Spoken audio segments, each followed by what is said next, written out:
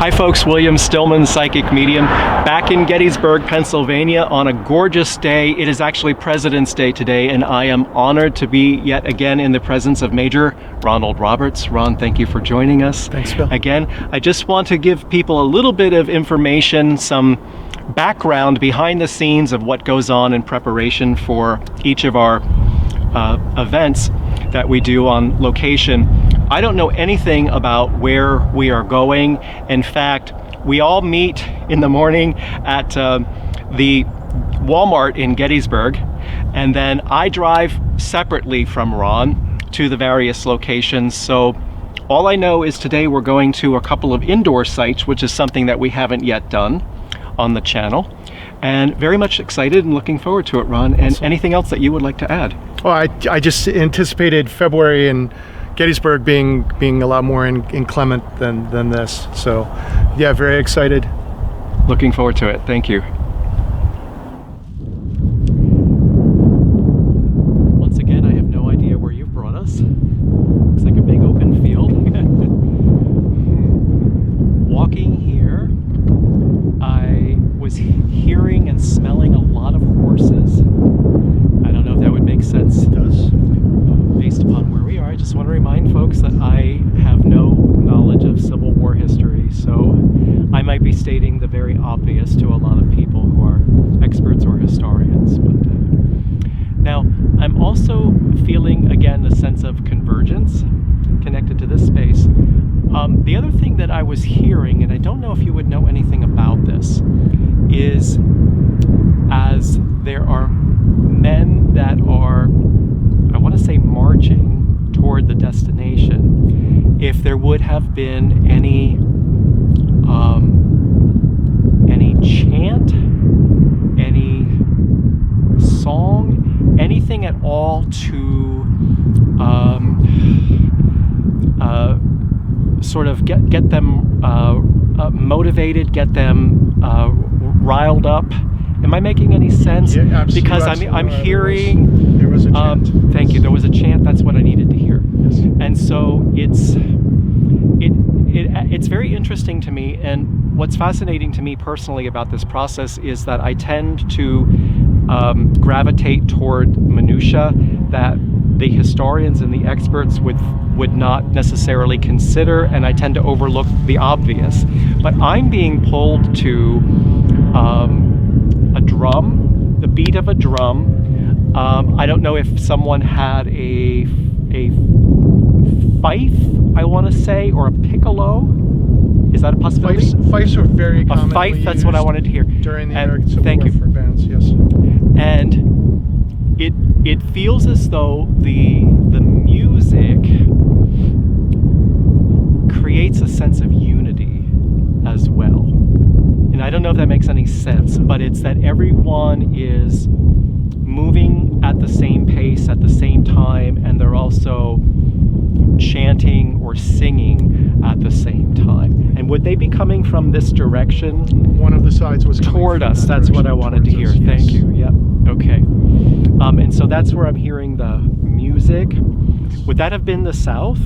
That would have been the South. Coming from this direction, because the music that I'm hearing is music that I would associate with the South. Okay.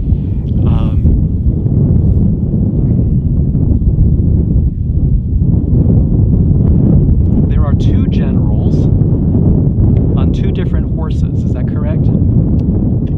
Coming this way. Yes. Toward us. Two generals on two different horses. It almost feels as though they're no, I need to revise that. I was going to say it almost feels as though they're parallel to one another, but I'm wondering if there was one in front and then one leading up the rear. Is that a possibility? It is a possibility.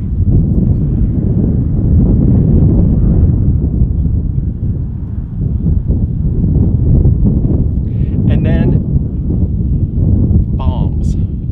What does that mean? Bombs. Cannons. Cannons, but what are bombs? Yes. What is that referring? And there was case shot that was used that could, so that it was timed so that it exploded in the air. Yes. Now there is also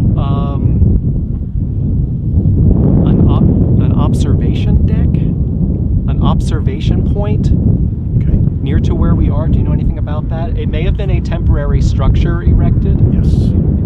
Is that correct? I'm not aware of one, but there would have been a signal station which you could see from here.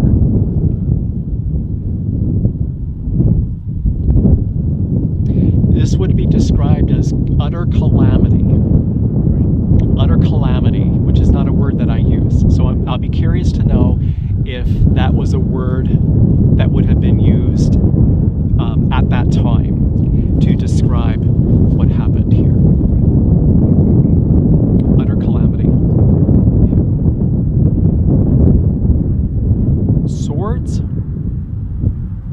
Swords and bayonets. Yes. Here, swords, which is not something I think I've come up with before. Right. Is that correct? Yes. Swords? Ooh, that's rough because that's really personal. Correct. That's really personal. Correct. When you are charging towards someone with the idea of disemboweling them or running them through, that's brutal. Correct. So if I'm carrying a firearm and I run out of whatever I'm using to... Ammunition. Yes. I'm running out of the ammunition. Right. Then the firearm becomes a weapon itself. Sure. Is that correct? Of course. So I am... Oh, goodness. Did you feel yourself getting... It's conceivable that it could be used to bash someone's head in. Absolutely. The butt Yes. of the, I want to say rifle, Correct. could be used to bash... Oh my goodness. That's happening where we're standing. Correct. Oh my Lord. It must have been awful for the people that had to come in and remove bodies. Just horrific. Traumatic. Horrific. I'm also being told that there's a gentleman here that was left for dead, that was presumed dead, who recovered. Yes. Is that a famous case or a famous incident where we're standing? It is. It is. Yeah, it's very interesting to me. He may have been comatose, or he may have just been very weak or blacked out or something, where he appeared lifeless or abandoned. There's also, so he had an interesting story to tell. Yes. Did he actually write a memoir? No, I don't believe so. Or contribute his story to some formal document, something that would have documented what happened to him? Do you know of anything about that? I don't. Lots of horses that are being brought down.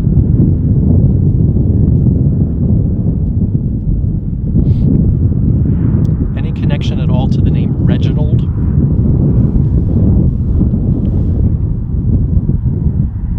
This man that was seriously wounded and lay on the battlefield for a period of time, this would have been more than 24 hours, is that correct? Possibly. It feels that way to me. It was not. He was not removed immediately.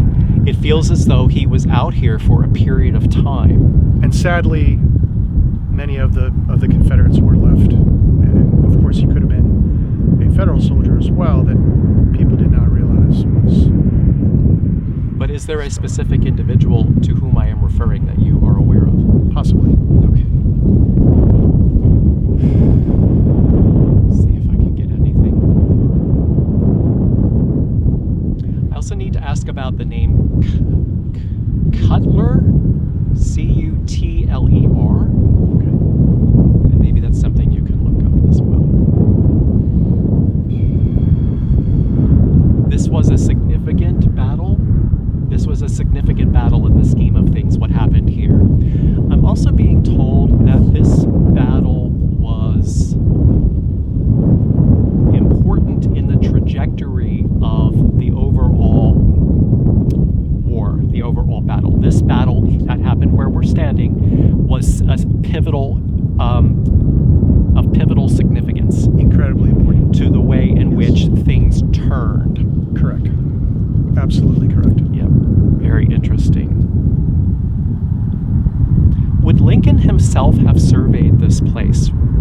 standing now. It's I feel as though quite he was brought here. Yes.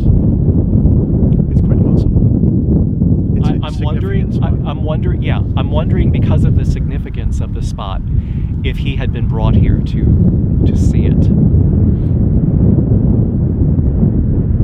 Let's see if I can get a little bit more, Ron, before I turn things over to you.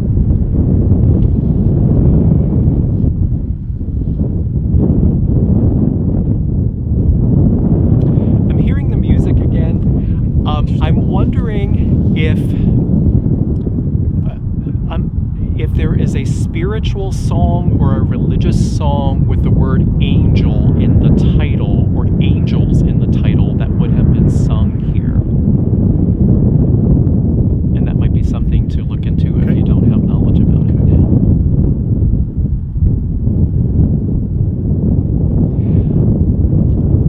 Last thing that I'm getting is that there is someone had a black horse.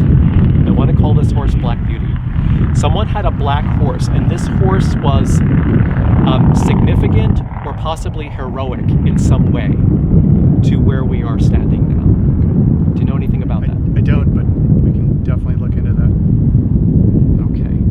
All right. I think I'll turn things over to you. Okay. I might interrupt you. Oh, of course, please do. As I get flashes of things. Of course. The music that you're talking about, very, very common during the American Civil War. Martial music was played on every battlefield to inspire men, not only when they're going into action, but when they're off duty. It was marching into battle. Marching into battle. That's what I was hearing as they were coming this way toward us. Definitely. Yeah. Where we're standing is called the angle. It's also called the high water mark. And as you said, it is a highly significant piece of ground, a turning point, and that's the phrase that was actually used. Oh, you're kidding. The turning point of the American Civil War. And amazing.